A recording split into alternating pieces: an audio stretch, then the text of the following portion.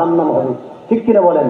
আল্লাহ বলেছেন 5 ওয়াক্ত নামাজ পড়ো, রোজা রাখো, হজ করো, যাকাত দাও, সৎভাবে চলো, অন্যায় অপরাধ থেকে তুমি ফিরে আসো, তুমি ন্যায়ের পক্ষে থাকো, অন্যায়ের পক্ষে বলিষ্ঠ কণ্ঠ ভূমিকা রাখো। এটার নাম হচ্ছে কি? ইসলাম। এটার নাম হচ্ছে শান্তির ধর্ম। তো আল্লাহ পাকের পরের স্থানটা হচ্ছে পিতা মাতার। জোরে বলুন না সুবহানাল্লাহ।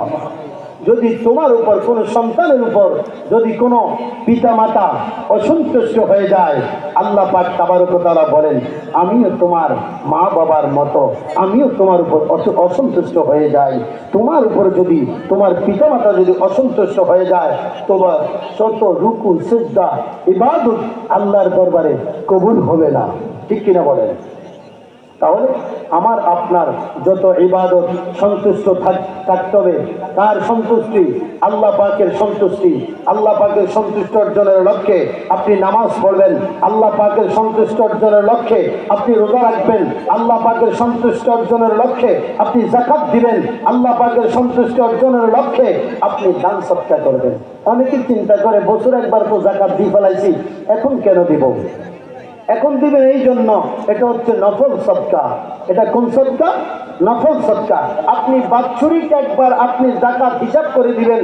আল্লাহ পাক আমাদের উপর যেভাবে 5 ওয়াক্ত নামাজ ফরজ করে দিয়েছে, এটা হচ্ছে আল্লাহ পাকের নির্দিষ্ট হুকুম, দৈনিক 5 ওয়াক্ত নামাজ আদায় করা। তার পাশাপাশি যে নফল ইবাদত আপনি করতেছেন, আপনি যে তাসবিহ তাহলিল সুবহানাল্লাহু আকবার, এই যে তাসবিহগুলো আপনি পড়তেছেন, আপনার মিজানের পাল্লার মধ্যে যখন নেকিগুলো আর বদিগুলো ওজন করা হবে, যখন আপনার বদের পাল্লা ভারী হয়ে যাবে, আমার আল্লাহ চিন্তা করবে আমার বান্দার ফরজ ইবাদতের পাশাপাশি কোন নফল ইবাদত আছে কিনা।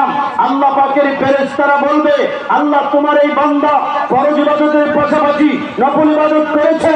আল্লাহ পাক তাবারক ওয়া তাআলা বলবেন, আমার এই বান্দার নফল ইবাদতগুলো, নফল সদকাগুলো তার মিজানের নেকির পাল্লার মধ্যে ছেড়ে দাও। তখন সঙ্গে সঙ্গে আপনার নেকির পাল্লা ওজন হয়ে যাবে। তখন আপনি একজন জান্নাতি মেহমান হয়ে যাবেন। আল্লাহ পাকের আদর্শ এবং আল্লাহ পাকের উত্তম বান্দা হয়ে আল্লাহর জান্নাতের মধ্যে চলে যাবেন। জোরে বলুন সুবহানাল্লাহ। সবাই কিন্তু সবার কাছে হাত পাবে না, যার কাছে পাইবে তার কাছে হাত পাবে। আর সবাইকে দান সদকা করার ক্ষমতা আল্লাহ দেয় নাই। যাকে দান সদকা করার, যাকে অর্থ সম্পদ দিয়েছে, তাকে আবার দান সদকা করার সমর্থনও দিয়ে দিয়েছে। ঠিক কিনা বলেন? এই কারণে ধনীর সঙ্গে গরিবও আছে।